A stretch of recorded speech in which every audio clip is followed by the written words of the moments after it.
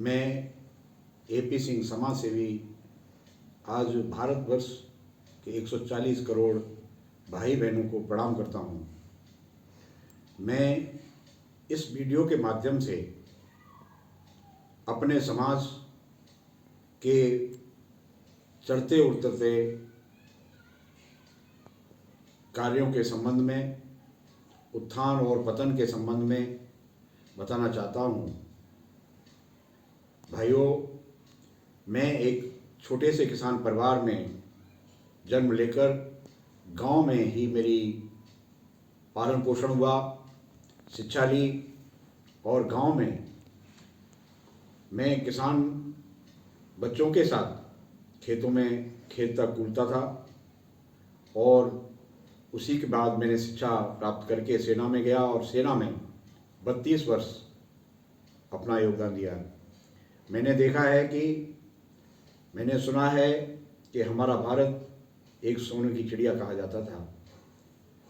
उसके पीछे मैं आप सभी को अवगत कराना चाहता हूं कि सोने की चिड़िया था तो उसके पीछे क्या वजह थी।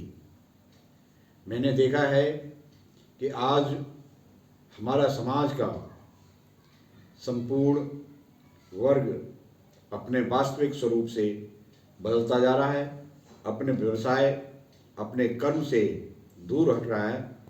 इस कारण वह कहीं न कहीं उससे हानि उठा रहा है। जैसे आज का किसान देखने में आता है कि खेती तो करता है लेकिन अपने गोवंश जो बैलों से खेती करता था आज ट्रैक्टरों पर टोटली निर्भर हो गया है, जिस पर कि उसका जो रोज़गार तो छिना ही, साथ ही एक ट्रैक्टर से खेती करने में जो जुताई और उस पर जो खर्चा आता है उस पर एक्स्ट्रा बढ़ जाता है। भाइयों, पहले जो किसान होते थे अपने बैलों से खेती करते थे, एक खेत में एक बार में एक जुताई नहीं तो 10 जुताई लगाते थे और इस प्रकार वो जो आज खेतों की जुताई में ट्रैक्टर का खर्चा वहन करते हैं वो स्वयं एक रोज़गार के रूप में होता था और उससे खेत में अच्छी उपज भी ले सकते थे। साथ ही मैं आप सबको बताना चाहूँगा कि किसान उस समय गाय भैंस का पालन पोषण कर उनसे दूध और घी का उत्पादन करता था और उनके बच्चे दूध घी खाते थे, हृष्ट-पुष्ट होते थे।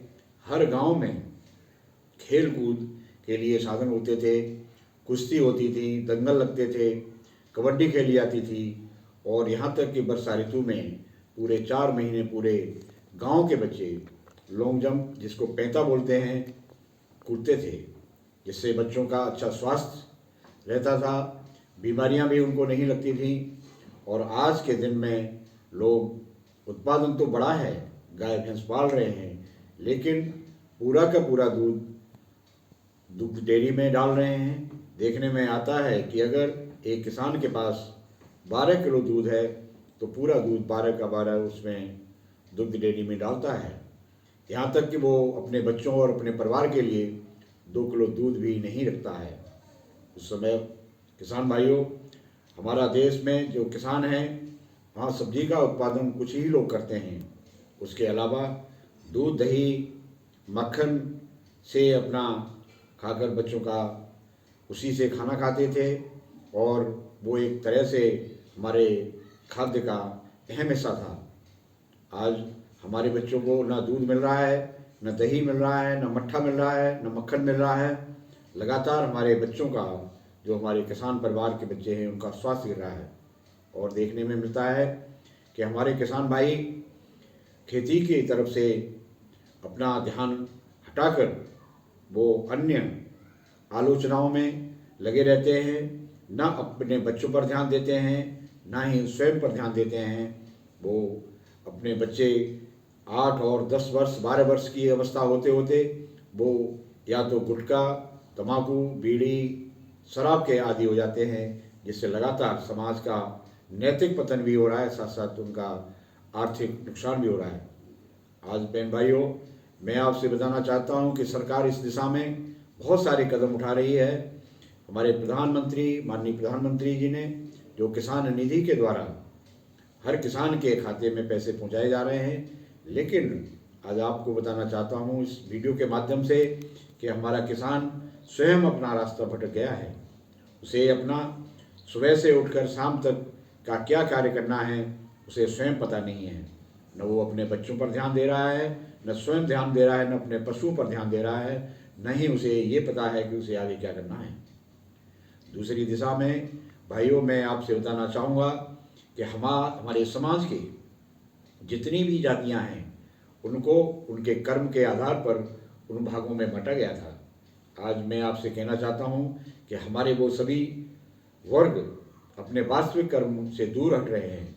जिस तरह से नाई बाल काटते थे, उनका मुख्य व्यवसाय बाल काटना होता था, आज वो अपना उस व्यवसाय से दूर हो रहे हैं। उसके वजह से आप देखेंगे कि उनके बच्चे बेरोजगार हो रहे हैं। आज शहरों में और ग्रामीण क्षेत्र में बाल की एक कटाई का 40 से 50 रुपये है, जबकि वो अपना यह कार्य न करके केवल गवर्नमेंट पर, केवल सरकारों पर ही आश्रित रहते हैं। अतः बहन भाइयों, मैं आपसे कहना चाहता हूँ कि उसी प्रकार से हम धोबी कहें, बासरमैन कहें, आज शहरों में एक ड्रेस का धोने और प्रेस करने का 10 से 20 रुपये आता है अलग अलग शहरों का। उसी तरह से भाइयों, कारपेंटर जिसको हम बढ़ई कहते हैं, वो भी अपने व्यवसाय से दूर हट रहा है। अतः सरकारें तो अपने जनता के लिए कल्याण का कार्य कर ही रही हैं, हमें स्वयं भी इस दिशा में सोचना पड़ेगा। उसी तरह से छात्र का अपना कर्म है कि जो छात्र जिस समय उसका पढ़ने का और अपने समय पर स्वास्थ्य का, एक्सरसाइज का ध्यान रखना है, यदि छात्र सही प्रकार अपनी शिक्षा दीक्षा लें, अपने स्वास्थ्य का ध्यान रखें, खेल कूद करें और उसमें अपनी प्रतिभाओं को निखारें, तो निश्चित रूप से ही हमारे किसान बच्चों का लाभ होगा। बच्चे हमारे देश का नाम रोशन करेंगे। साथ ही दोस्तों, मैं बताना चाहता हूं कि हमारा देश के प्रधानमंत्री जी ने जो स्वच्छता का अभियान चलाया है, वह केवल हमारे राष्ट्र नेताओं का ही जिम्मेदारी नहीं है, ये हमारी जिम्मेदारी भी बनती है। देखने को मिलता है जब कहीं भी हम किसी रोड से निकल रहे हैं तो उस दुकानदार अपनी उस पर बैठा हुआ है, सामने रोड पर गड्ढा हो गया है और उस गड्ढे में निकलने में आने जाने वालों को बहुत ही असुविधा होती है। भाइयों, क्या वो दुकानदार आपस में मिलकर या स्वयं एक गड्ढे को 2 तसले मिट्टी या 2 तसले उसमें गिट्टी नहीं डाल सकता है, जो आसपास कहीं भी वो उपलब्ध होती है। इसी तरह भाइयों, जहाँ भी आप रहते हैं उसके रास्ते में आगे पीछे आप देखेंगे कि गड्ढे हो गए हैं। क्या उसके गड्ढे को भरने के लिए स्वयं माननीय श्री योगी आदित्यनाथ जी आएंगे? नहीं, हमें आपको सभी को मिलकर यह देखना होगा कि हमारे निवास के आसपास, हमारी दुकान के आसपास, हमारे व्यवसायी स्थान पर हम भी स्वयं उस चीज़ का ध्यान रखें, साफ सुथरा रखें। केवल उस रास्ते से आने जाने वाला ही निकल सकता है, बाकी तो आपके सामने लोग जो निकलेंगे वो कहेंगे कि हाँ, यहाँ पर अच्छे लोग रहते हैं, भले लोग रहते हैं। इससे आपको पॉजिटिव एनर्जी भी मिलेगी। अतः दोस्तों, दूसरे चरण में आपसे कहना चाहूँगा कि जो हमारी माताएं हैं घर में दिन रात काम करती हैं, लेकिन उसके बाद भी उनकी अवहेलना, उनको प्रताड़ित करते हैं। यदि आप घर की लक्ष्मी को ही इस तरह से प्रताड़ित करोगे तो स्वयं देखोगे कि घर में लक्ष्मी कैसे आएगी, सुख समृद्धि कैसे आएगी।